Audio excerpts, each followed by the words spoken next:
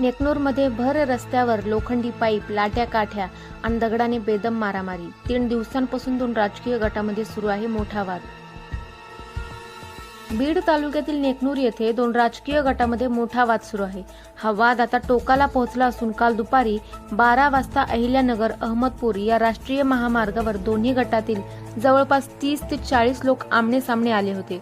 यावेळी काही जणांच्या हातामध्ये लोखंडी पाईप, लाठ्या काठ्या आणि दगड होते. एकमेकांना बेदम मारहाण करण्यात आली असून 9 ते 10 लोक जखमी झाले आहेत. जखमींवर वेगवेगळ्या रुग्णालयात उपचार सुरू आहेत. मात्र अद्याप दोन्ही बाजूने पोलिसात कुठलीही तक्रार करण्यात आलेली नाही. मिळालेल्या माहितीनुसार हा जिल्हा परिषद निवडणुकीच्या पार्श्वभूमीवर होत असलेला राजकीय वाद आहे. तर होत असलेल्या चर्चांनुसार एका टेंडरवरून 3 दिवसांपूर्वी दोन्ही गटात शाब्दिक बाचाबाची झाली होती. यानंतर 2 दिवसापूर्वी ग्रामपंचायत कार्यालयाच्या समोर वाद झाला आणि काल हा वाद टोकाला पोहोचला.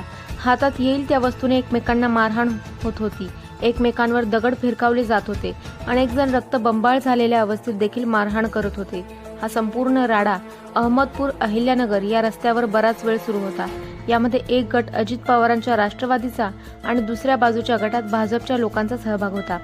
दरम्यान या प्रकरणामध्ये तक्रार करण्याऐवजी बदला घेण्याची भावना अधिक दिसून येते.